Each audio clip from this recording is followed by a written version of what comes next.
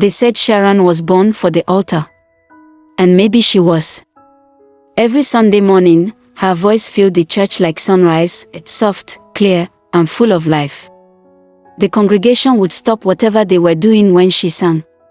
Even her father, Pastor Daniel, would pause mid-sermon just to smile at her from the pulpit, pride glistening behind his glasses.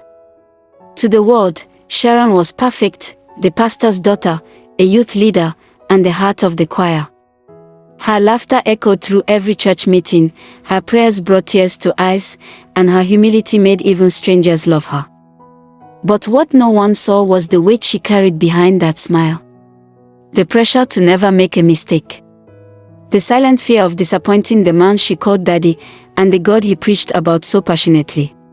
It all began to change the day she met Toby. He wasn't a church member. Just a quiet young man who came to fix the church's sound system one Saturday afternoon. Sharon was there rehearsing a new worship song, her voice blending with the piano keys.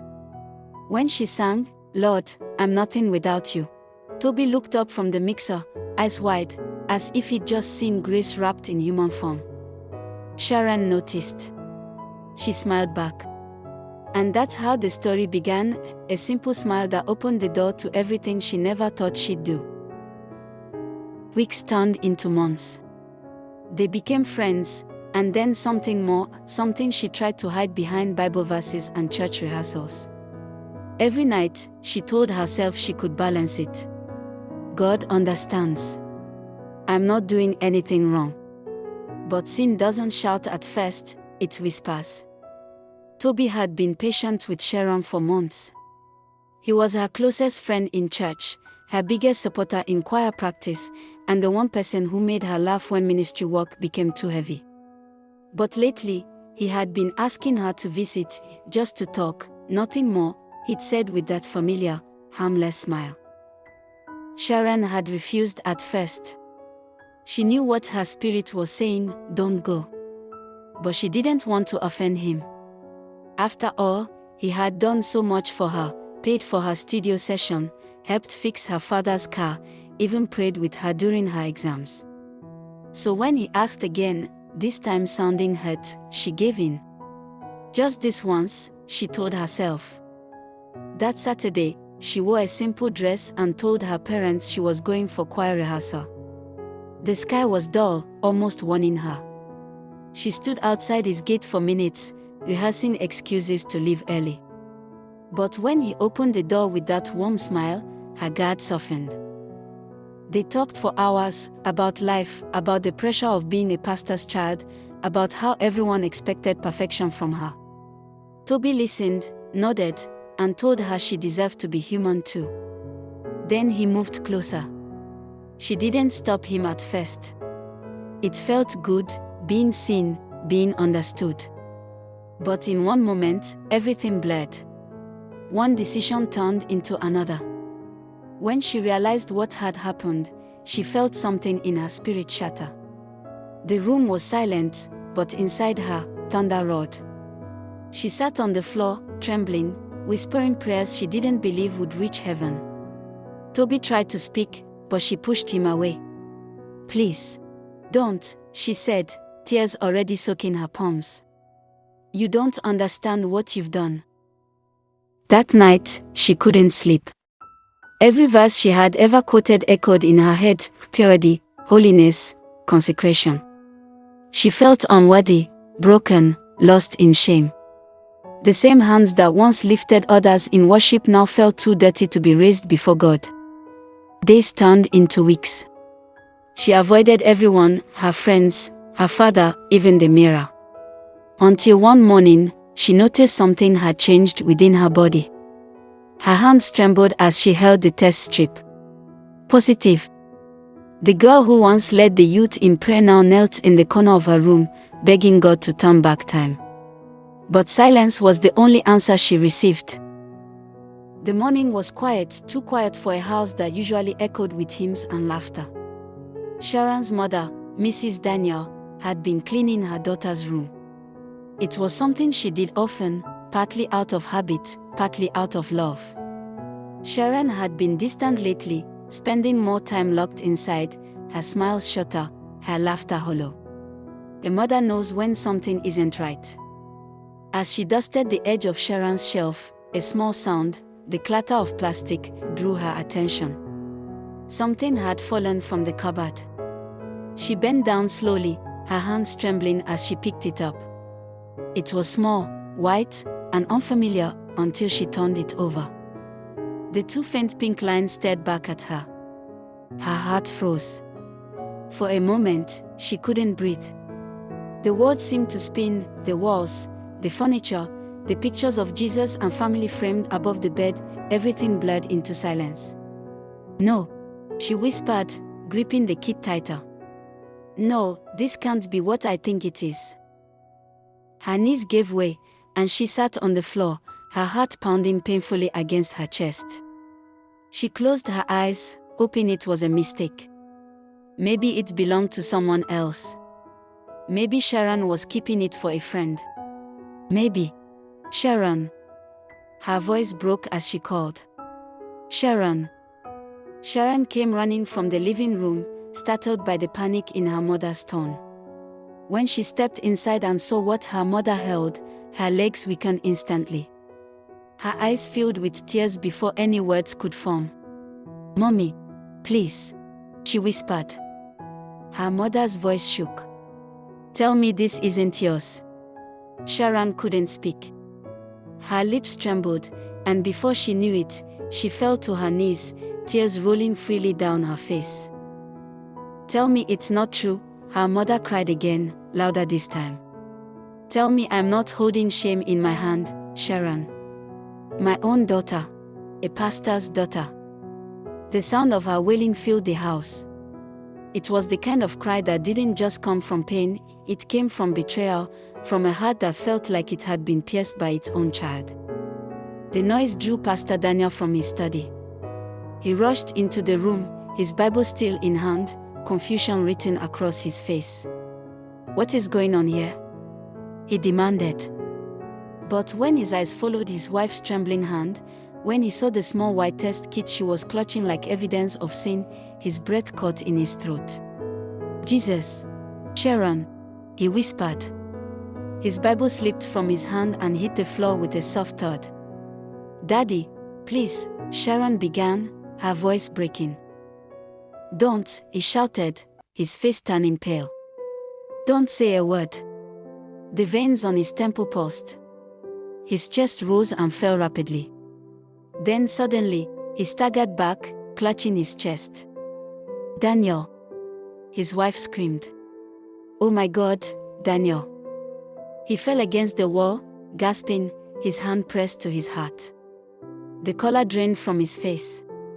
Sharon's scream tore through the air, sharp and raw. "Mommy! He's not breathing." Together, they lifted him, or tried to, their hands shaking, their cries tangled with panic. Sharon could barely see through her tears as she helped her mother drag him toward the door. The neighbors heard the commotion. A car was rushed out of the compound. The same voice that once led the church in prayer was now crying for breath in the back seat, his wife holding his hand, Sharon begging God over and over, "Please, don't take him. Please, not because of me." The siren from the hospital gate echoed in the distance, but inside that car, time had already stopped. And that was the day Sharon's world broke, not with thunder or lightning, but with the sound of her father's heartbeat fading between her tears. The hospital room felt colder than the rest of the building. Machines hummed softly, rhythmically, as if they were breathing for him. Pastor Daniel lay still on the bed, his face pale, his lips dry, his eyes barely open. Sharon stood by the door, frozen in place. She wasn't ready for what her mother whispered earlier. They said, "He can't move his left side." Sharon's chest tightened. Slowly, she stepped forward. The closer she came, the more she saw it, his left arm resting lifelessly beside him, his left leg stiff under the blanket. His right hand twitched weakly, as if still trying to fight. The strong man who once lifted chairs in church, who laid hands on the sick, who hugged her tightly after choir practice, looked fragile, almost unrecognizable.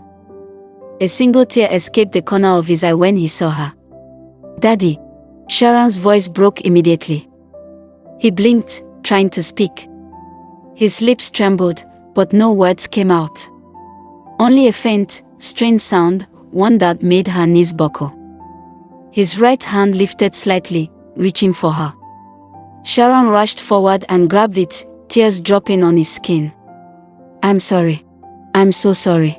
She whispered the words like a prayer, like a punishment.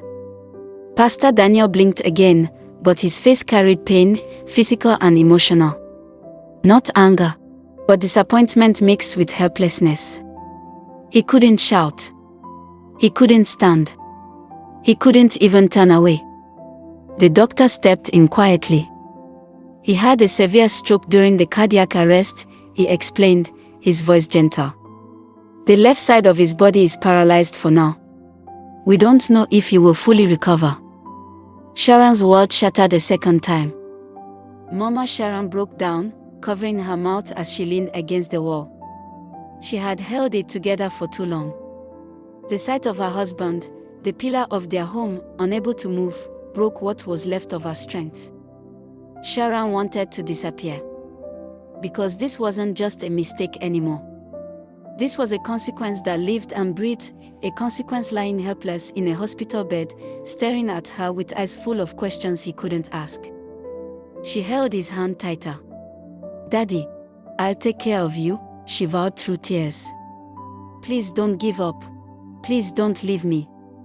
His fingers twitched weakly in her palm, the only part of him that could still respond.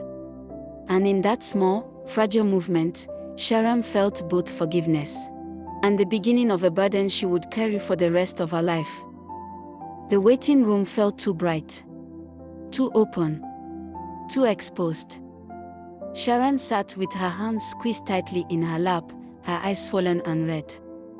She kept replaying the doctor's words, her father's eyes, his paralyzed arm. Everything felt like a punishment she could not escape. Mama Sharon stood a few steps away, her back turned, wiping her face over and over with a damp tissue. Her chest rose and fell sharply, not just from fear, but fury. When she finally turned to face Sharon, her eyes were burning. "You," her voice cracked.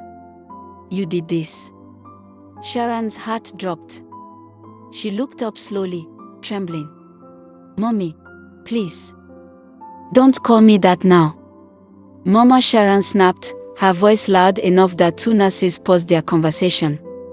"If your father dies today," her voice broke, but she forced the words through trembling lips, "I will never forgive you. Never." Sharon felt something in her chest twist painfully. Mama Sharon stepped closer, pointing at her with the hand that still held the crushed tissue. "That man loved you more than anything in this world. He defended you. He trusted you. He called you a child of grace." Her voice cracked again, and she held her forehead like the pain was physically stabbing her.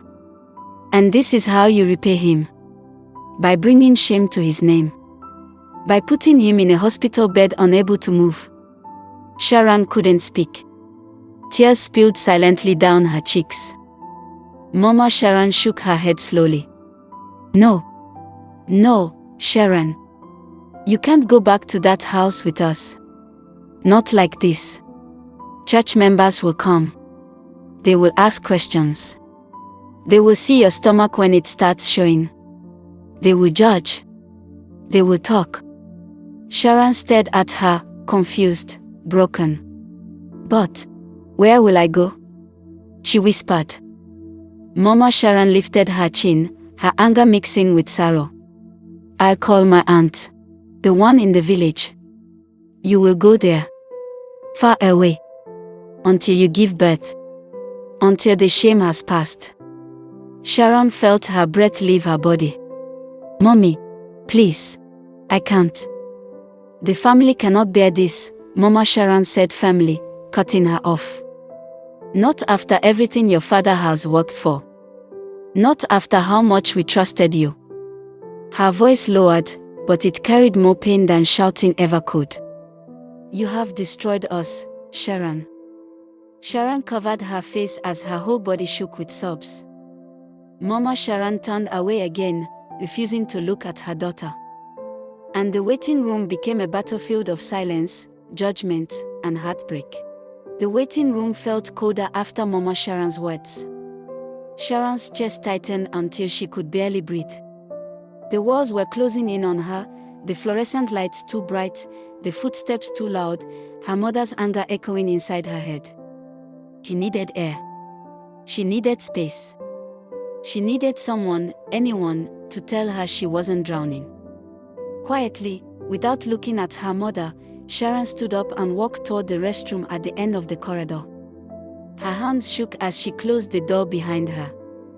The moment the latch clicked, she collapsed against the wall, sliding down until she sat on the cold tiled floor. Her sobs finally broke free, the kind that choked the throat and teared through the chest. Her father was paralyzed. Her mother hated her. She had nowhere to go, and there was only one person left who could possibly stand by her. With trembling fingers, she pulled out her phone and dialed Toby's number. It rang once, twice, 3 times. He picked. Hello. His voice was calm, casual, like he wasn't a storm that had destroyed her life. Toby. Sharon's voice cracked immediately. Please. I need to talk to you. He sighed, annoyed. Sharon, not now. I'm busy. Toby, please, she sobbed. I'm pregnant. Silence. A painful, heavy silence. Then his voice came back, but harder, sharper. Pregnant how? Sharon, how? It happened once. Just once. You're sure it's even mine? Sharon's breath hitched. Toby, why would you say that? You know. He cut her off, his tone almost angry. Look, don't bring trouble to my doorstep. I didn't force you. You agreed. And you know my life, Sharon, I can't have this kind of thing ruin everything for me. She held the phone tighter, tears falling uncontrollably. Toby, please. My father is in the hospital.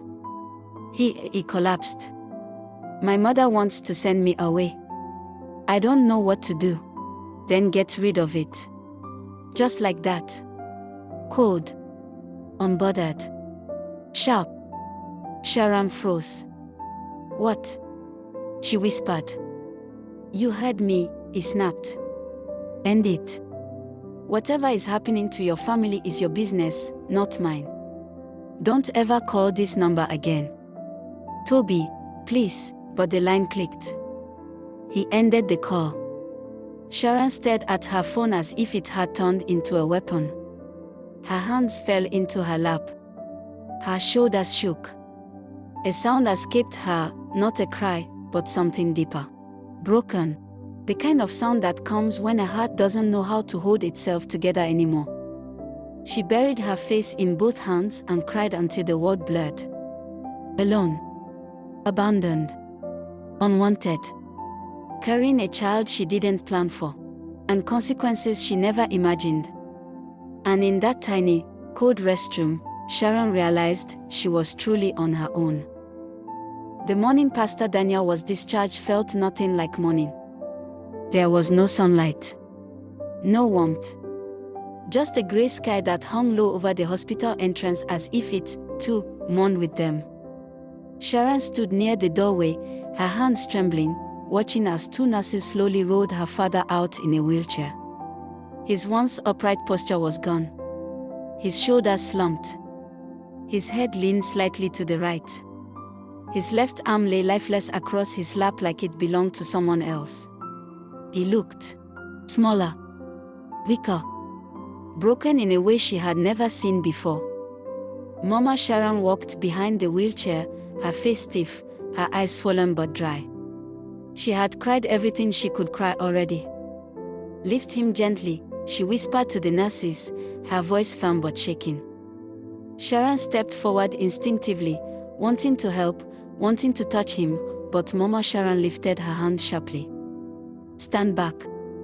The word sliced through Sharon's heart. She froze. The nurses helped Pastor Daniel into the back seat of the car. His right hand twitched faintly, but his eyes stayed half closed. When his head slumped forward, Mama Sharon whispered his name and adjusted him carefully, wiping the corner of his mouth with a cloth. She was tending to him the way one tends to a wounded soldier returning from battle, with love, sorrow, and fear. Sharon moved closer, her eyes filling with tears. "Mommy, let me at least." "Don't." Mama Sharon's voice cracked. "Just don't." She reached into the back seat and pulled out a small travel bag, old, faded, but neatly packed. Sharon stared at it, confused. "You will take this?" Mama Sharon thrust the bag into her hands. "I put some of your clothes inside." Sharon blinked, her voice barely a whisper. "Mommy, why?" Mama Sharon avoided her eyes as she spoke. "You are not coming back to the house." Sharon felt her legs weaken. "Mommy, please. I have nowhere else. You will go to my aunt's place in the village. Far from here. Far from church members. Far from the shame you have brought upon us." Each word was a blow. Sharon clutched the bag to her chest, shaking. "Mommy, don't send me away. I'm your child." "And he," Mama Sharon pointed at Pastor Daniel, her voice trembling with rage and grief, "is my husband. A good man. A man who loved you like life itself. And now look at him." Sharon's tears fell harder. Mama Sharon reached into her purse and pulled out folded naira notes, pressing them into Sharon's palm. "Take this money. Get on the next bus. Stay in the village until you give birth. Do not come home." Sharon sobbed openly now. "Mommy, please. Please don't do this to me." Mama Sharon suddenly paused, narrowing her eyes with bitterness. "I forgot to ask," she said coldly. "Who is responsible for this pregnancy?" Sharon swallowed hard. "Toby." The word tasted like shame and betrayal. Mama Sharon scoffed, a sharp, painful sound. "Toby." She shook her head slowly. "You are shameless. Completely shameless. After everything we taught you. After the life your father built." Her voice rose. "Go with your shame, Sharon. Go." She turned away quickly before her tears betrayed her anger. Sharon reached out helplessly. "Mommy." But Mama Sharon was already walking to the driver's seat.